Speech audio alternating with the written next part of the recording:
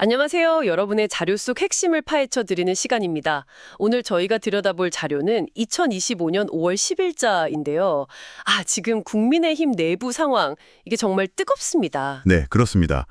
보내주신 자료들 보니까 경선으로 뽑힌 김문수 대선 후보를 둘러싼 논란이 아주 복잡하게 얽혀 있어요. 맞아요. 일단 자료에 따르면 비상대책위원회, 그러니까 당 지도부가 경선 결과를 뒤집고 김문수 후보 자격을 박탈하려 했다는 거죠. 5월 10일에요. 네, 그러면서 한덕수 전 총리를 대안으로 내세우려고 시도했습니다. 이건 정말 이례적인 일이었죠? 그러자마자 당내에서 엄청난 반발이 터져 나왔다고요? 조경태 의원 같은 경우는 뭐 쿠데타다, 정당 민주주의 파괴다 이런 표현까지 썼다고 하던데요. 네, 아주 격렬했습니다. 지도부 사퇴 요구까지 나왔고요. 핵심은 역시 그 민주적 절차 문제였어요. 당원들이 직접 뽑은 후보를 어떻게 지도부가 마음대로 바꾸려 하냐, 이 지점이었죠. 법적 정치적 체계 문제도 당연히 제기됐고요. 그런데 바로 그날 5월 10일에 진짜 극적인 상황이 벌어졌네요. 당원들한테 다시 물어봤더니 후보 교체 안건이 부결됐다면서요? 맞습니다. 그야말로 반전이었죠. 그래서 김문수 후보가 일단 공식적인 대선 후보 자격을 다시 회복하게 된 겁니다. 야, 이거 당원들의 힘이 정말 대단한데요? 그렇죠. 당심이 지도부 생각과는 달랐다는 걸 명확히 보여준 셈인데 근데 뭐 이걸로 문제가 완전히 봉합된 건 아니었어요. 그런가요? 또 뭐가 남아 있었죠? 자료를 보면 지도부가 이번엔 무소속인 한덕수 후보와의 단일화, 이걸 계속 강하게 압박하고 있다는 거예요. 김문수 후보 자격은 인정하면서도 후보를 한 명으로 합치자는 거죠. 단일화 문제. 이게 또 다른 갈등의 불씨가 된 거군요. 이것도 협상이 잘 안 풀렸다고요? 네, 맞아요.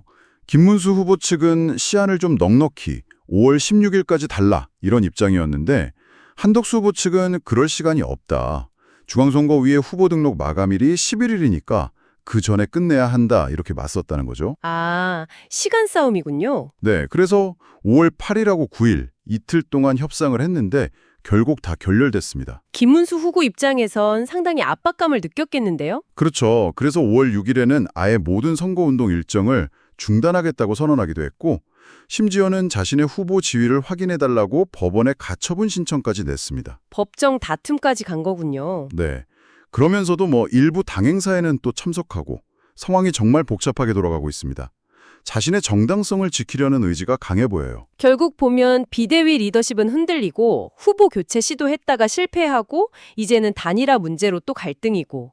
이야, 당 내부 분열이 정말 심각한 수준인 것 같습니다. 네, 맞습니다. 이런 내홍은 당연히 당 지지율에는 악영향을 미칠 수밖에 없고요. 결과적으로는 야당에게 유리한 상황을 만들어줄 수도 있습니다. 어쩌면 보수 진영 전체의 위기로까지 번질 수 있다는 우려도 나오고요. 그럼 이 상황을 타개하려면 뭐가 필요할까요? 자료에서는 어떤 점들을 지적하나요? 자료들은 공통적으로 몇 가지를 얘기하는데요. 일단 리더십을 다시 세우는 게 시급하고 단일화 문제를 빨리 매듭지어야 하고요.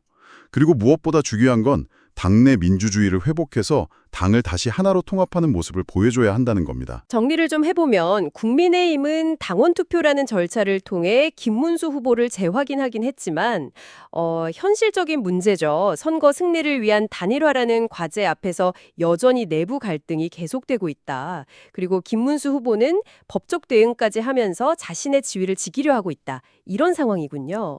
정확합니다. 이 자료들이 보여주는 건 단순히 한 정당의 후보 선출 문제를 넘어서는 것 같아요. 그러니까 당내 민주주의라는 원칙과 또 어떻게든 선거에서 이겨야 한다는 그 전략적 판단 사이의 어떤 근본적인 긴장 관계를 보여주는 거죠. 특히 후보 등록 마감일 5월 11일이 코앞이라는 점이 이 긴장감을 더 고조시키는 것 같고요. 네, 시간이 정말 촉박합니다. 과연 국민의힘은 이 극심한 내홍을 잘 봉합하고 단일 대우로 나아갈 수 있을까요? 아니면 이 갈등이 더 큰 파장을 일으키면서 다가올 대선 구도 자체를 뒤흔드는 그런 변수가 될까요? 오늘 살펴본 자료들이 바로 이 지점에서 우리에게 질문을 던지고 있는 것 같습니다.